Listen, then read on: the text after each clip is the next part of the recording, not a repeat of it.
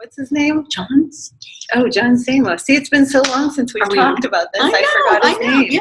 Yes, we're recording now. Hi, welcome to the Get Fit with Jodelle and Bunny podcast. And hi, John Stamos, because you know he's watching. Someday maybe he'll be on it. We used to say that we'd like to have him on as a guest. Yeah, we could do that podcasting interview, but he's too big for us. We're just minuscule little podcasters. Okay, before they change the channel, today we're talking about immune boosters because this is the time of year when everybody's getting sick. Yes. Everybody's got the colds and the flus and the coronaviruses, which, by the way, I want to talk about that. Okay, so coronavirus, you don't really need to be afraid of this. Did you know that? No. Okay. Why not? Because everybody has it. I know, and everybody's freaked out because that's what the media does, is they freak you out about stuff so that you'll be in freak out mode. Yeah. But did you know that the coronavirus is actually just a form of the common cold?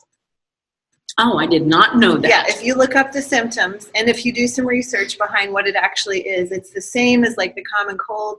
And when people get kind of respiratory colds where it's in their lungs, a whole lot of hacking and coughing and body aches and all kinds of stuff going on. And fevers. People are getting running a fever like for 2 or 3 days, like 101, 102. Yes. And then it goes away. And the doctors look at you and they're like, can't do anything, go home and rest. Yeah. Which is what people should be doing. That is what my husband had this past week. And then he gave it to my daughter. And thankfully, I did not get it. And I'm going to explain like some things I did to keep my immune system intact. And these are things I've done in the past to keep it intact too. And so I've compiled like a list of immune boosters because I want people to, if they're becoming exposed to certain things, I want people to actually get the help they need and prevent it before it happens. So going back real quick, I want to hear what you have to say, but going back real quick to coronavirus, if you look it up, it's actually a form of the common cold. And the people that are dying from it are a compromised immune system. Okay, that's what I was going to ask. Because the common cold, you know, they're talking about like thousands of people have died from coronavirus. Well, did you know that every year, 25,000 people die from the common cold? Yeah. Well, And that's basically because these are people like the elderly that have compromised immune systems or people that are fighting some sort of issue with their body already, autoimmune issues and things immune like system's down anyway. Right. And a lot of people have these autoimmune where their body's already attacking itself. So then when something like that comes along, yes, they're at risk. Yeah. But for the most of us that we can fight the common cold, we can fight the flu naturally, then we don't have to be concerned about coronavirus. And I'm not the only one saying this. So you can actually look up certain doctors on different websites and YouTube and stuff like that who are talking about like you don't have to be so afraid of this coronavirus thing unless you have compromised immunity.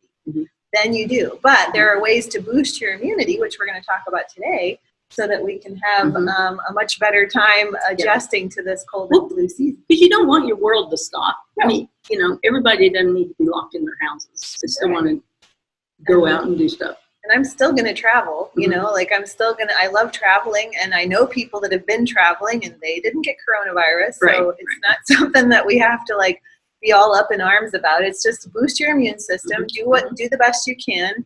And then make sure if you are one of those people, then obviously you want to avoid traveling if you know that you do have compromised immunity. So that being said, we've got a whole list of things that you can do to boost your immune system. So anyway, so you were going to say something about immune health. What I've been doing is a eyedropper of oregano. How's that taste? Oh my gosh, it is the worst. I don't know how to describe it. Yeah, it's You've powerful. Seen me. Yeah. It's terrible. I didn't have that on my list. I'm glad you said that. Because isn't that a natural antibiotic? Yeah. That's what I've always heard. Yeah. And there's been 2 times in like the last couple of weeks that I have felt like I was getting sick. And, you know, you just kind of get that tired, headache, yucky feeling. And I've done that either at night or morning, and I haven't come down with it. And everybody else has. Right. And that's the key is to catch it early. So as soon as you feel that scratchy throat or the little bit of drainage or the little rundown, like you said, that tired feeling of like, uh-oh, I don't know if I'm getting something, but I need to like, right then, that's when you need to do this list of things. And not just one, you do as much as you can to get your body in a position to fight. So we're helping the little guys, those natural killer cells and your blood cells that fight bacteria. we're giving them a little boost to help them fight because we want our army to be strong and supple. So the first one, and this is why we do have a cold and flu season, is the first issue I'm going to bring up is vitamin D. Okay, so this is why, especially in the Midwest, we have compromised immunity. Is because we this time of year have lack of vitamin D. We don't have that beautiful sun that we need. And that's why I've mentioned in other podcasts how Hawaii doesn't have a cold and flu season.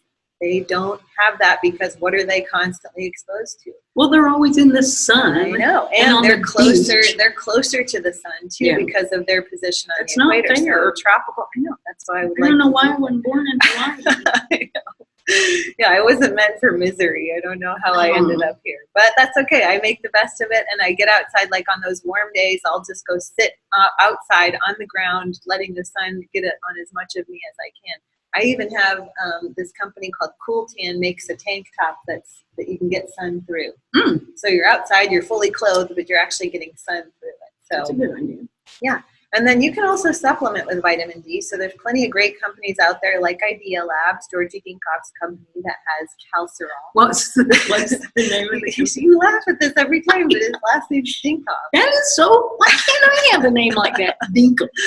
So anyway, he ever got made fun of? I don't know.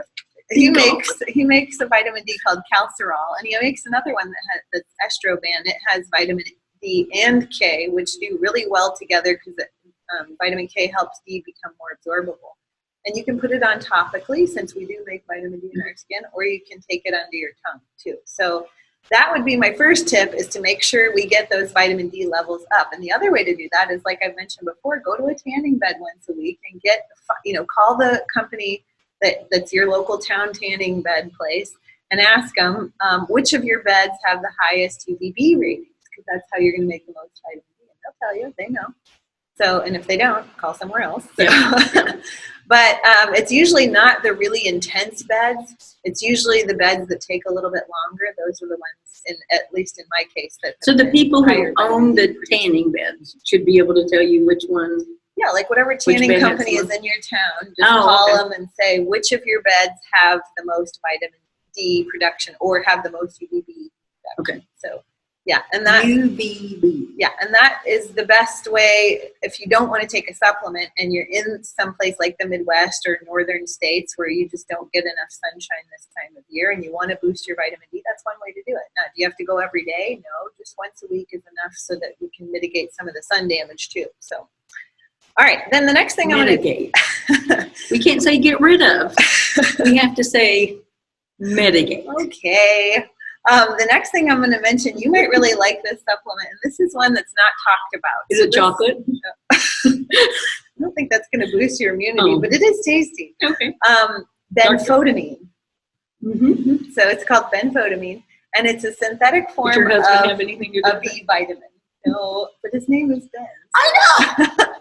No, this is a really great, it's a kind of a synthetic B vitamin that is now coming about to be shown to help with reducing cell oxidation. So remember how we've talked about, like, if your cells become oxidized, it's kind of like they're getting a crusty outer shell. And we're made of trillions of cells. We don't want our cells to be crusty because that's when we're aging faster. That's when we have inflammation. That's when the glucose can't get into the cell. We get the diabetes. We might get the diabetes. The arthritis. Yes. So benfotiamine actually helps reduce cell oxidation, meaning that it helps get rid of cellular. Where do you find these words? I researched them. Benfotiamine. I'm not making it up. It's an actual word. It's an actual synthetic B vitamin that they can find online, and they can find really good sources. If you need to find a really good one, email me because I can help you with that. Well, of course you could. Don't email me and ask about benfotiamine. Yeah, because they do. There are some out there that you don't want, but there's a company that I like that doesn't have silica in it. It doesn't have certain fillers and things like that in it. But less aging happens with benfotiamine, so it's anti-aging, which is really nice. That is good. And get this, you'll like this. It's specifically great for diabetics. The diabetes? Yes, it's great and for the neuropathy because it increases. I hate neuropathy. It increases circulation. So it Oh, helps, that is good. It helps with nerve function. It helps with circulation. So is this a daily supplement you take? Yeah. Oh, and it actually can be calming too. So it might be nice to take before you go to bed at night. Yeah. And it helps to, with that cellular oxidation being reduced, you're actually helping your immune cells to function better as well. It prevents Alzheimer's. We could all use some of that. And it prevents heart attacks and arterial damage. Can I force my husband to take it? You could just give it to him without him knowing. You could break open a capsule and like his beer. Oh, that's true. That's true. Here, drink up. Right. I poured you a beer. Okay, so that is, so we got vitamin D, we got benfotiamine. Now we're going to talk about something that I put on my group Facebook page. Are you on my Jodelle's Health Optimizers? I think you are. I think so, yeah. My little private group Facebook page. Okay. If you're not, you guys go there, and if I think that you're an actual legit human that listens to the podcast and not some sort of weird spam thing, I'll accept you. And I post stuff on there that I don't post on my regular Facebook page. And one of them recently was the Elderberry Echinacea syrup that I made. Did you see that? Yes. Okay, cool. So this is something that if you have an Instant Pot, it's like ridiculously easy to make. Because I'm not a big, I'm not craftsy and I'm not good at making stuff. So the Instant Yes, you Pot, are. no, I'm not. Yes, I don't make crafts and I don't make food things. I throw things together. Yeah. So I'm a no, but they always together. end up doing well. Well, that's just because I pray about it before it happens or something. I don't know. But I wouldn't call myself a chef or a cook or a crafty person. It's just You have invented recipes. Well, but I wouldn't call them our friend Stephanie that makes these gourmet elaborate meals. Yeah. I'm okay, here's some chicken and some oatmeal. I'm going to put it together and see what happens. Yeah. So, but this elderberry echinacea syrup is super easy because, I'm just going to give you the recipe really quick. So you put 4 cups of water in your Instant Pot, and then you get, off Amazon, you can get dried elderberries and dried echinacea root. So you take a cup of dried elderberries, put that in there, and half a cup of dried echinacea, you put that in there. And then I actually added a whole cinnamon stick, and then also 6 cloves, these little things called cloves, 6 little tiny cloves. I put those in there. Then you seal it and you set it on the manual pressure for 5 minutes. Do you have an Instant Pot? Oh, good. So you can try this. Yeah. So 5-minute pressure, then you let out the steam, then you strain it however you want to strain it, with a strainer or cheesecloth or muslin or whatever. So then you get this really beautiful purpley liquid. And then to sweeten it, because it kind of has just a tangy flavor on its own. But if you sweeten it with half a cup of honey, you just mix the whole half a cup of honey in there, or a little bit more if you want it sweeter, it'll give it this nice syrupy sweetness. You put it in a glass little container, put it in your fridge. It should last about 6 months in your fridge. Really? Yeah. If you leave it on the counter, it starts to ferment, and then you get alcohol. But that could be fun too. Yeah. So. There you go. But honey, especially if you're right. Honey, if you have a really good raw local honey, that's got medicinal properties in it too. So that can help fight bacteria as well. And elderberry is antiviral. So all these viruses that are going around, if people will take this syrup, it actually can kill the virus before it gets weird. So how much a day are you taking? Okay, so good question. Because what I was going to say is if you feel that, you start to feel that, drainage or body aches, what's happening to me? Okay, so from that moment, every hour you want to dose a tablespoon. So every hour until your symptoms resolve, until you start getting better. And 9 times out of 10, you will with elderberry. That's the cool thing about it. So what you can do is just make sure that you're dosing every hour. Now, obviously, when you're sleeping at night, you don't have to, but every waking hour, dose it until you're awake.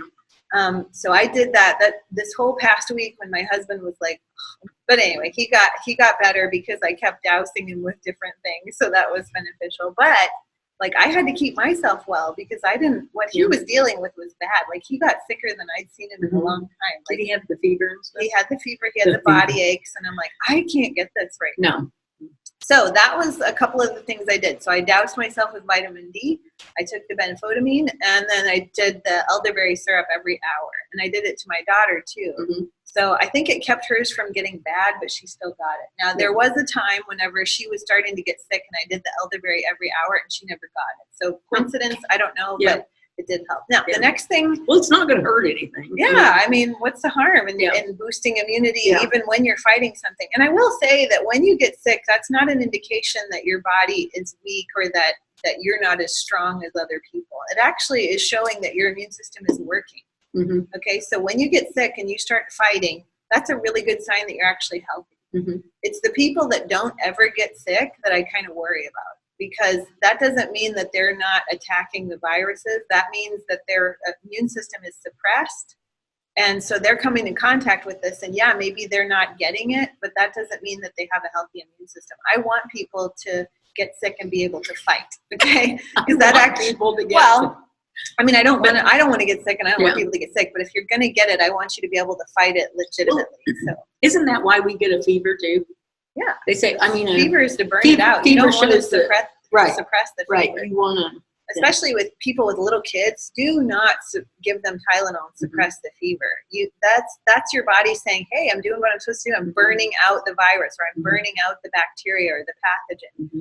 And you'll notice that if you do give a baby or a toddler or a kid like some sort of fever reducer, that it comes back more stronger than ever after that wears off. So either you have to keep giving it to them, or it'll get stronger and stronger, and the fever will get worse, or the sickness will get worse. It's almost like your body's saying, hey, tink, tink, like that's not cool. What I was trying to do is burn out this virus, and you just suppressed it in me.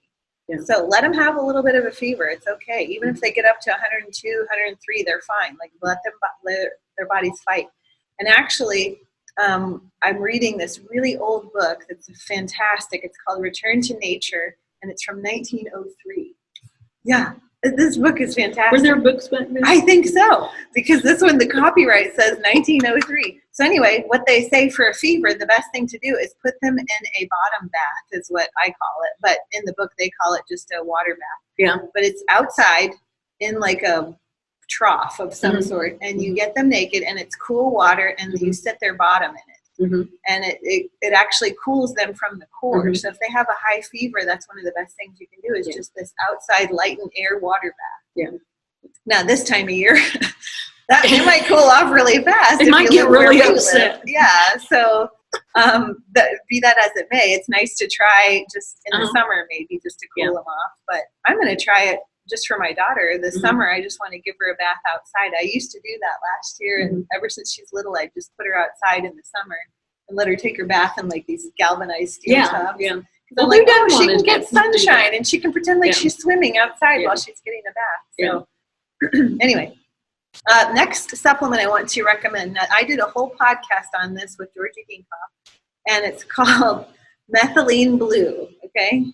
Oh, I've heard you talk about that before. So Methylene Blue is an ancient, like, talk about 1903. This medication, it's a synthetic medication, but it was made back in the 1800s. And it was the first known cure for malaria. So, and it's actually been touted as being helpful for tuberculosis. It's antiviral, it's antiparasitic, it's anti-candida. So people with candida, yeasty overgrowth, they can take Methylene Blue and have really good results. And it actually helps to build stomach acid. Okay, because we're going to be talking about later why you want to keep your gut in check when it comes to your immune system too. And part of that would be to keep your stomach acid levels up. So Methylene Blue, again, it's something that you could take throughout the day. Maybe every couple of hours you're taking a couple drops. And that's what I was doing. I was just pouring it down the back of your throat, on the back of your tongue, because otherwise it's like, did you just eat a Smurf? Because your whole mouth is blue. So you do it on the back of your tongue. So it's actually blue. That's what I was wondering. That. Okay. It's a blue dye that they use even now. They'll put it in your system to find things. Okay, so it's not as much used now because they've got all these other different drugs that they use, but this one's actually safe. It's actually a safe drug, or what they call a smart drug, because it actually has a lot of, if you go and Google, or if you go to Google Scholar or PubMed or any of these scientific study places and you type in Methylene Blue, oh my gosh, laundry list, plethora of information and good stuff. Like it's a good dose. Not just a lot. It's a really beneficial like I said, antiviral, antiparasitic. I was going to think there was something else, anti-estrogenic. So if you have too much estrogen in your system. So yeah, Methylene Blue is another one. Probably don't want to just go to the fish tank store and get it, because they do use it in fish tanks. And so you can go buy the $4 bottle, but there could be heavy metals and stuff in there too. So I like Idea Labs Oxidol. That one is good. But if you don't want the caffeine that's with it, there's another company called Mitolab that's just Methylene Blue. So I like theirs as well. So that's do they sell Midol? No, Mito Lab, not Mito. I can't take you anywhere. It sounded like you said Mito Lab. Midol Lab. It's where they study Midol. Okay. And the effects. Oh my gosh. That's a whole nother podcast, yeah, probably. Right? You don't need Midol. You don't need Midol. If you actually help your periods, you especially won't if there's no womb in the end. A period at best should be an inconvenience. It shouldn't be painful. You shouldn't need Midol. But yes, that's a whole nother. That's a whole nother podcast. Okay, next supplement to consider to boost your immune system is colloidal silver. So silver is very antimicrobial, antiviral. You'll see it in clothing, like a lot of these sweat-wicking clothing now have silver threads through them. Which, sidebar, anything with silver in it actually helps with EMF. So electromagnetic fields get reduced in the presence of silver. So if you have silver technology, like Lululemon makes like clothes with silver threads in them, that would actually prevent you from absorbing a lot of the radiation. And taking silver. So it's like my bling bling here? I don't think you're, what did they call that? It's my bedazzler. It's like bedazzler. Remember in the 90s? Yes. I don't think that's going to protect you. I think those are plastic bedazzlers. You have to have like actual but there's silver. No, it's not just the color. It's actually the silver thread woven through that you would. Okay. But taking silver internally helps your system kind of mitigate the effects of EMF as well. And also, it's very good at killing bacteria. So colloidal silver is kind of nature's antibiotic. And you can make it. It's actually easy to make your own silver. Now, I have not done it, but I've read posts about people that have made their own silver. You just have a few things. Actually, use a battery to run it through. So, is it like Dale makes that stuff in his fishing hooks? He melts silver. Maybe he knows how to do it. Now, this is like to make a silver liquid.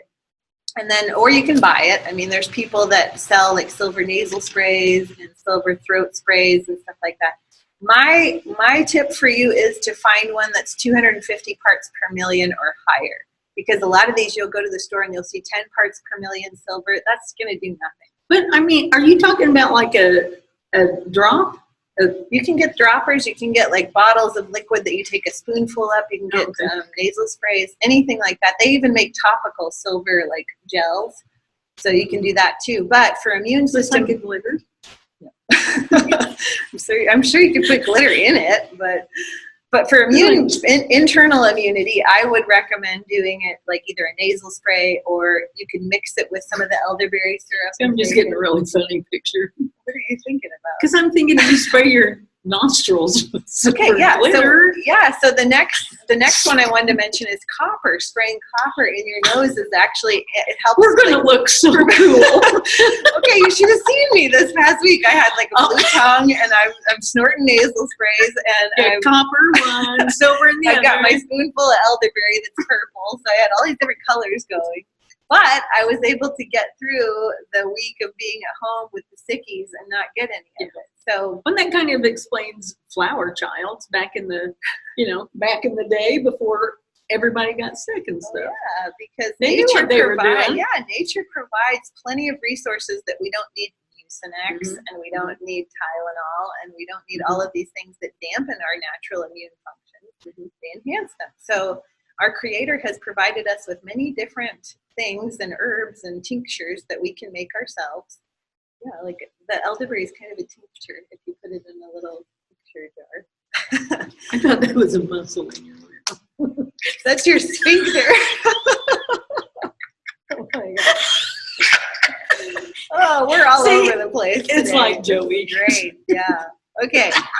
So the mineral I was just mentioning, copper, there's two minerals that you want to keep on hand whenever you have immune problems or you want to enhance your immunity. That's zinc and copper. Okay, they kind of counter each other, but if you keep them both up, that's a really great way to naturally boost your immune function too. Because zinc is really powerful at boosting immunity, and copper is very antiviral and things like that to help. So something like a zinc supplement, if you wanted to take it throughout the day, get a smaller dose, like maybe 10 or 12 or 11 milligrams, whatever they come in, and take it throughout the day to keep your system pumped with zinc. That's what Zicam is. Zicam is zinc. But you could just do a zinc supplement and not get kind of the fillers that Zicam has. But as soon as you feel something, that's when you start dousing it up. And the thing about zinc is you want to take it with food, because if you take it on an empty stomach, you'll get the nausea. Yeah. It's not fun. But copper, you can get it in a nasal spray, you can get it in just a supplement form, and keep that coming in too, because copper, there's a lot of studies on how copper is really popular on helping boost immune function as well. Okay, so those are your minerals. The next thing is natural desiccated thyroid. So if you're on, I know we went through this last time, I'm not saying defecated, desiccated. Like it. Just say it and get it over. I know, right? Just say it. If you're on NDT, I'll just say it that way, NDT, then you want to boost it up when you're feeling a little low, or if you're feeling like you're fighting something, boost it up. Take a little bit of a higher dose, because that's going to help your thyroid fight. Because your stressed system, when your system is stressed because it's fighting something, it will lower thyroid function. So if you keep that thyroid function up, it will help mitigate some of the stress and help with some of the immune function problems. So keep that going too.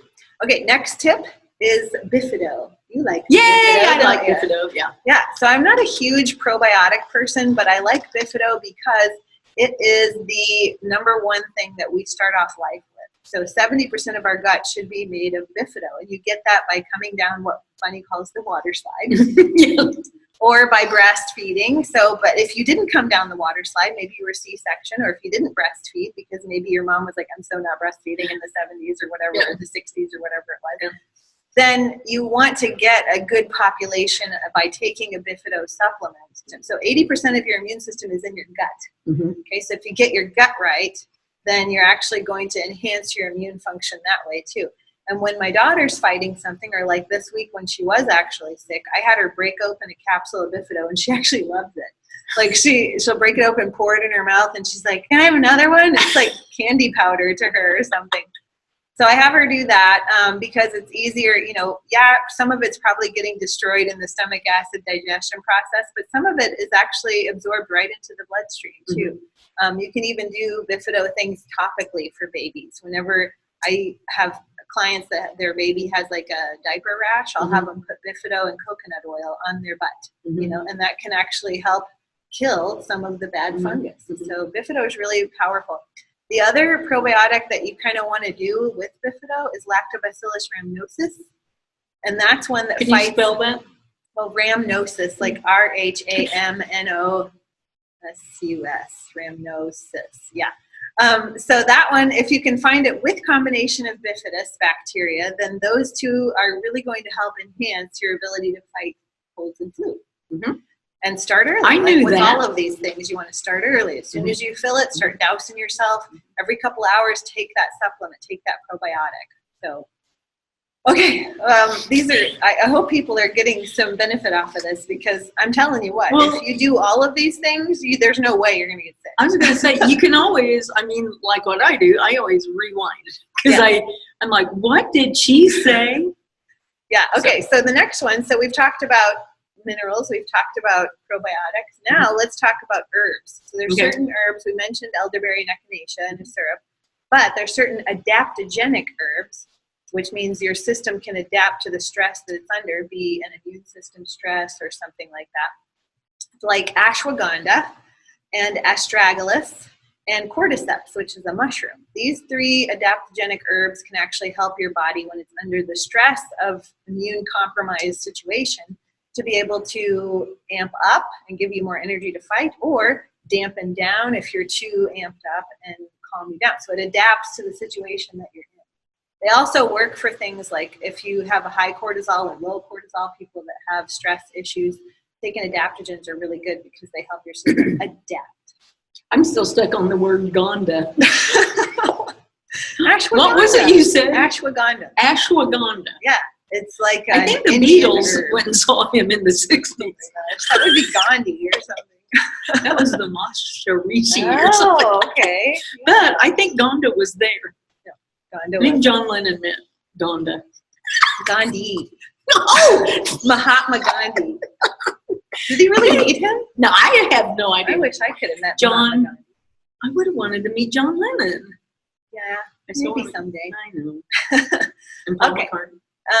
He's still alive though. I know. I still want to meet him. Oh, okay. Yeah, you can do that.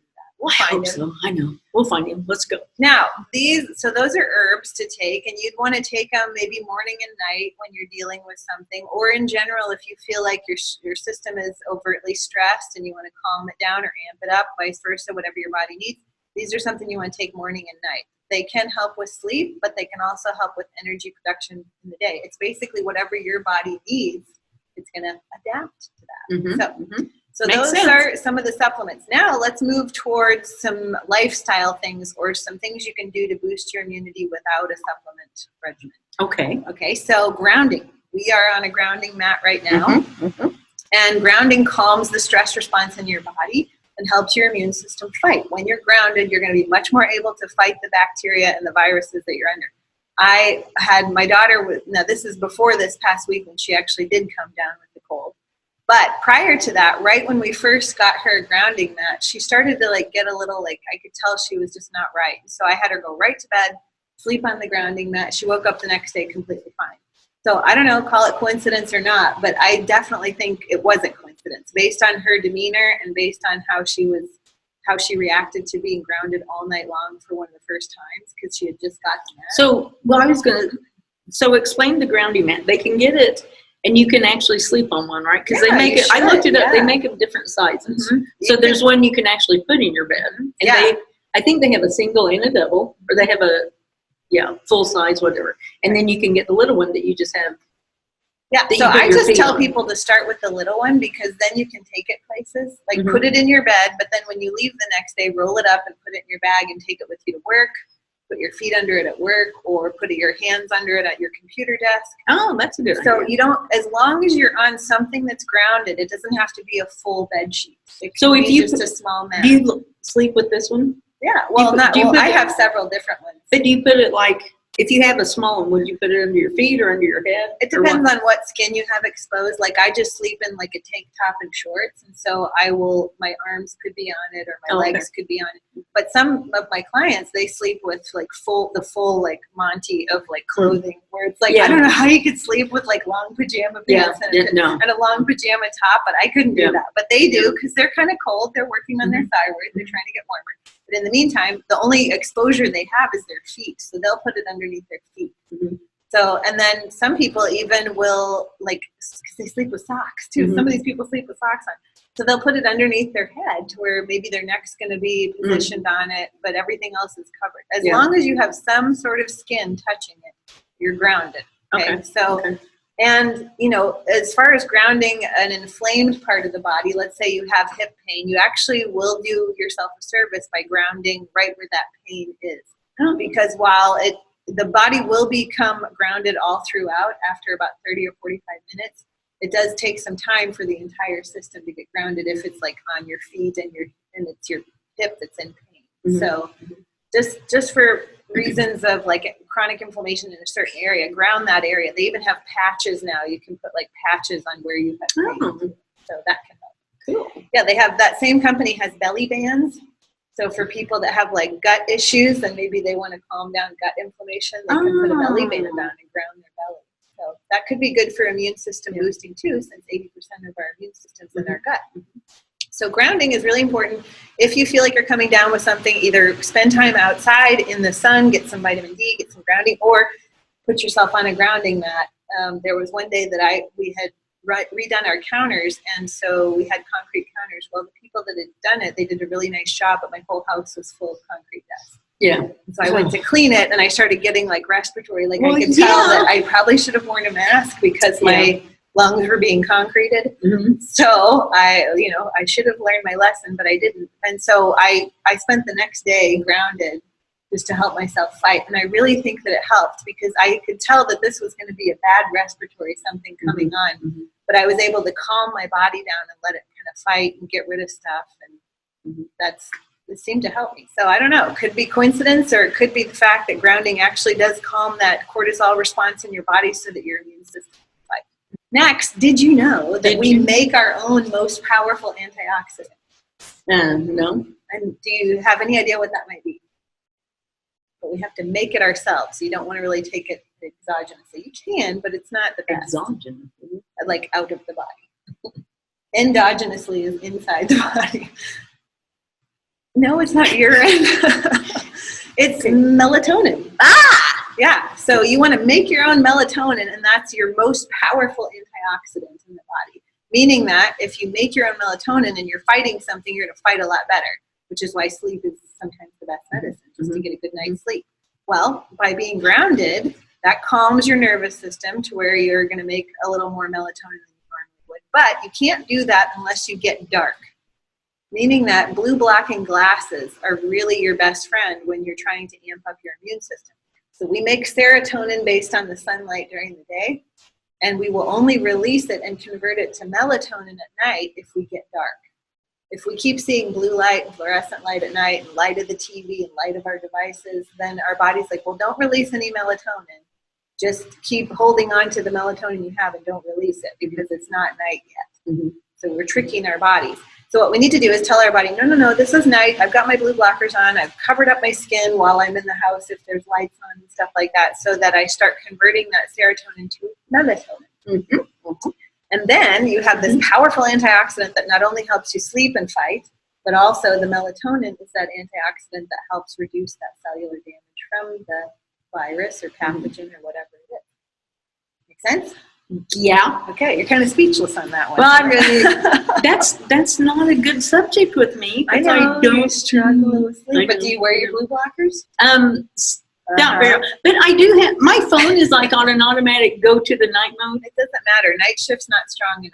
You either have to get it on full red, like I've showed you how to get it on the full red filter, or you have to wear the blue blocker. Because what about your words with friends? Yeah. What about your bathroom lights? What about the kitchen lights? What about when you open the refrigerator and the refrigerator light? All of these. What about the TV light? That's the worst. We've got these big, huge mini suns in our living room. And regardless of whether your phone's on night shift, but there's the giant TV that's don't yell at me. Yeah. Well, I'm just trying to get people to see that you can't just have it on night shift and everything's hunky-dory. Like, there's so many other lights in our environment that we have to mitigate, because let's think about in terms of if you didn't have all the lights at night that we have, and it was pitch black dark after the sun went down, how long would you last? Well, it's like Laura Ingalls Wilder when she went to bed when the sun went down. Yeah. That's what we should do. That's what I'm saying. If you did that, like the sun went down and you had no light to turn on except for a fire, how long would you last before you Not very long. Exactly. So if we could mimic that. That'd be so nice. Yeah, if we could mimic that, then that's how we're going to get better sleep and make more melatonin. So there you go. So we can train our body to make more melatonin? Yes. Like we can teach it to make. You have to set up the proper Is there a way you can be trained? I mean, can you be measured for that? Can they do a blood test for your melatonin? You can do a salivary melatonin where they spit and test your melatonin level. So what's a good level? Well, I don't know. It depends on what lab you test with. Well, whatever it is, mine's a minus. Okay. Like minus 90. Well, you can get it up. It's just a matter of giving the body the proper conditions and saying, look, it's nighttime. It's pitch black dark. I'm going to release melatonin. Yeah. And there's a window, because you'll start to drop off of your melatonin production in the middle of the night. So if you miss that and you go to bed at like the middle of the night, then you're going to throw the whole thing off. You have to be in balance with that circadian. I think I do that sometimes. You were up really early this morning. Yeah.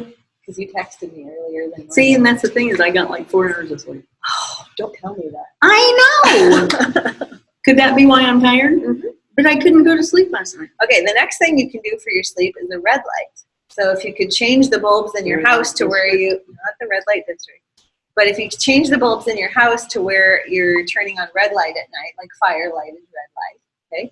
That tells your brain this is night, this is the end of the day, like the red sunlight, the amber glow you see at sunset, right? Mm-hmm. So red light is really important to help make melatonin. And a lot of the red incandescent bulbs help your mitochondria, which is the little energy factories in your cells. Mm-hmm. And so when you're coming down with something, if you sat in front of a red light, you'd actually like recharge your mitochondria to fight the infection or to fight the pathogen or whatever. So red light can be really a powerful trick too in your environment, to just add some red incandescent light bulbs to, just something that you're sitting. They make those? Yeah. Like you can put them in your lamps and stuff? I have them in my bathroom over my shower. So that if I get up in the night and pee, I just turn on my red light so I'm not blasting myself with blue light at night. Because sometimes that'll be like, well, now I'm awake. because you went into the bathroom and you got that bright exposure, and so your body goes, oh, it's time to wake up. Yeah. So red light is really good to have like a lamp that you turn on at night, or just like I said, in your bathroom over your shower. That can be really nice too. Okay, so those are my tips for boosting your immune system. What do you have to say about that? Well, I mean, it's all stuff that we all can do. Yeah, it's doable. And it's very doable, and it's not anything expensive that you don't have to go out and buy. I mean, the grounding mat maybe, but there's a different, sizes and stuff like that. Yeah, like the one we're on is like $59. Right. And you can use it on your bed, take it to work, put it anywhere that you're sitting on your couch or wherever, just move it around. I even move it into the kitchen when I'm cooking. I'll stand on it. Mm-hmm. So I'm always trying to stay grounded. But you want to be grounded more than you aren't, because that's going to lower that stress response that we're all under in this kind of toxic world. It kind of lowers your toxic load of all the stressors you're under. Okay, now what about the compromised immune system folks that are fighting autoimmunity, like lupus and Hashimoto's and things where your body's like attacking itself? Yes. So what we want to do here, now we're going to talk about the gut. Remember I said how 80% of your gut is where we house our immune system. So if we can dampen the inflammation that the gut is going through, and if we can enhance the gut's health, then we're also enhancing our own natural immunity. So here's some tips to start to enhance that if you are dealing with autoimmune issues. Going gluten-free is going to be your best friend, okay? Because gluten is very close in proximity, the look of the molecule, to your thyroid.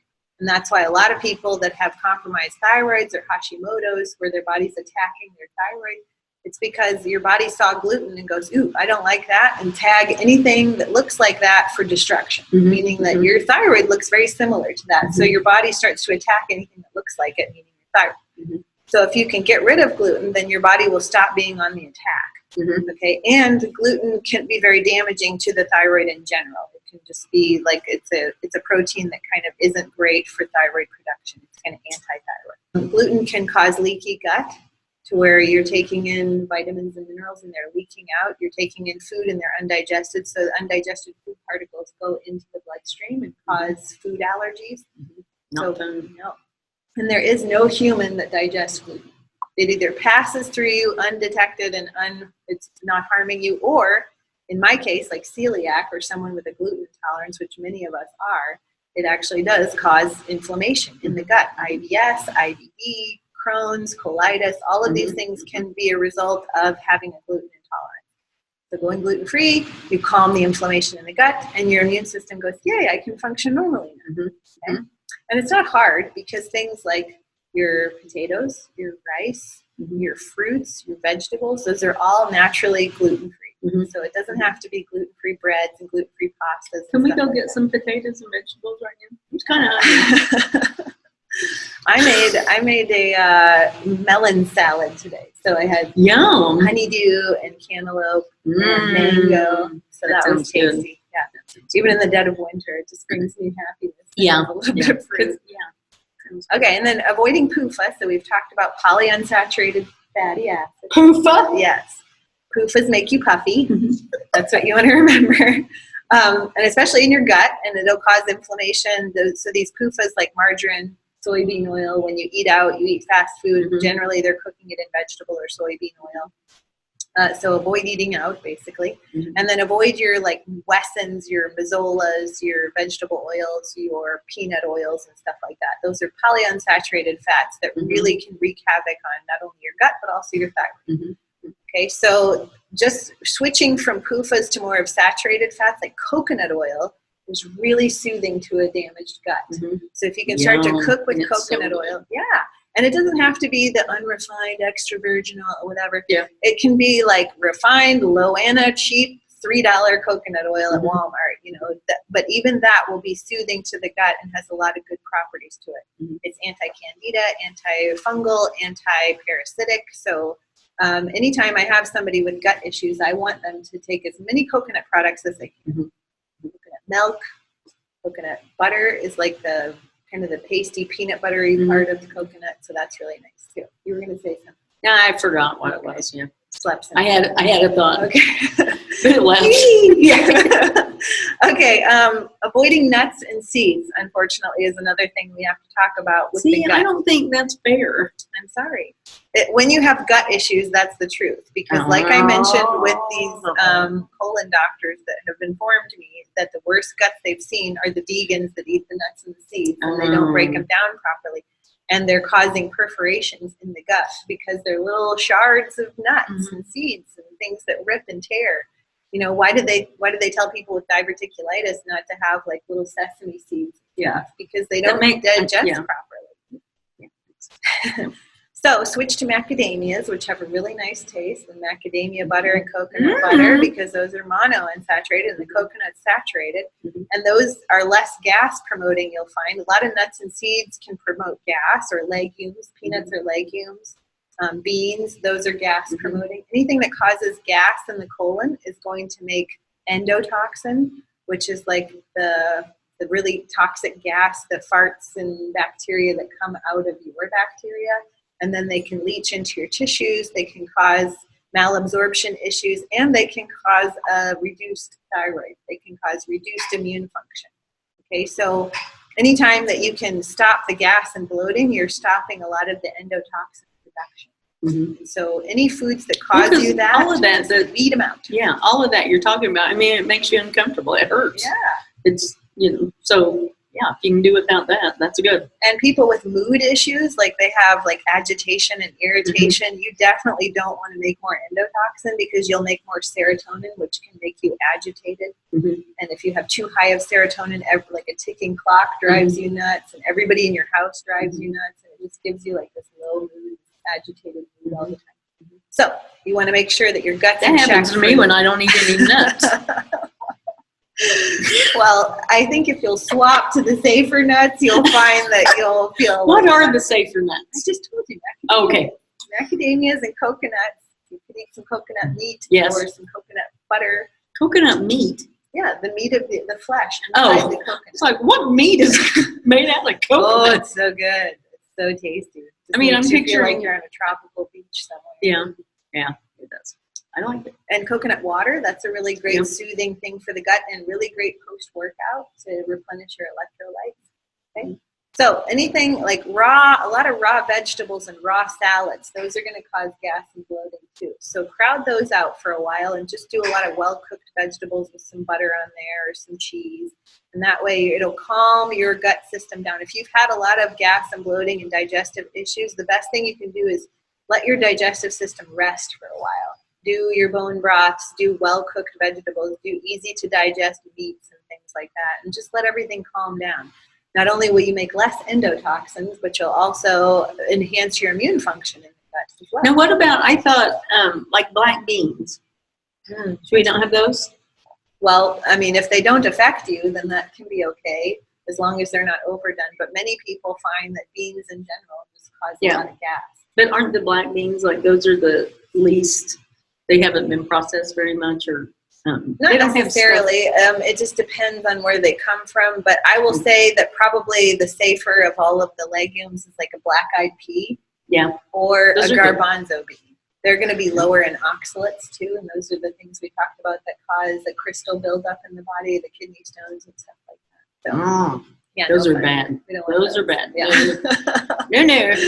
So if you've had oxalate issues, you definitely don't want to do black beans or kidney beans because they're really high in oxalates. But like your garbanzo beans and your black-eyed peas are going to be lower. Okay, so other than one other last thing I'll say just for good gut health, there's an amino acid for the immune system called L-glutamine. And L-glutamine helps to repair the gut lining. So that can be really good if you've had leaky gut or you've had gut dysbiosis of any kind, just to soften the gut lining and repair that. Other things are if you've had a lot of dysbiosis.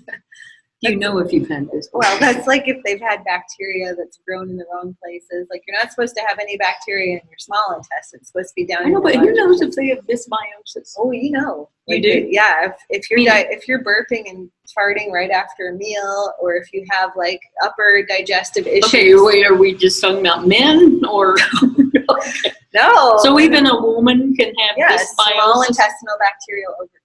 So you can get the wrong kind of bacteria, even good bacteria that shouldn't be in the small intestine can creep up there. It's like Dale can drink a glass of water and do all those things you just mentioned. Generally, yeah, men tend to have a little bit of more gut issues without talking about it. They don't care. Yeah, no, they just are more farty and gassy and stuff. But that's an indication that and they some actually older women need to work on it.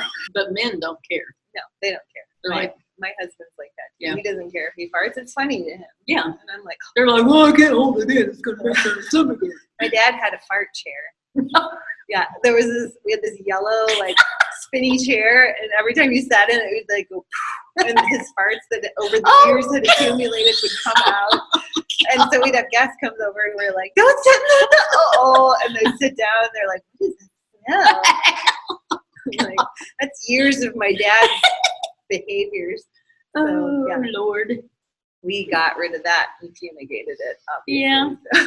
Sprayed it down, I'm sure. Yeah. Or burned it. I think we burned it.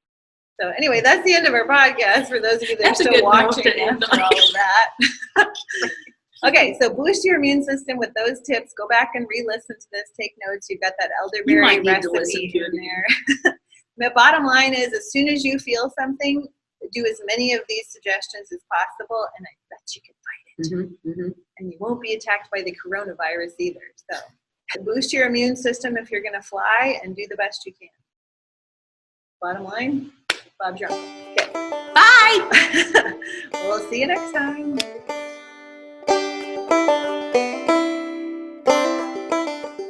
What's up, YouTube followers?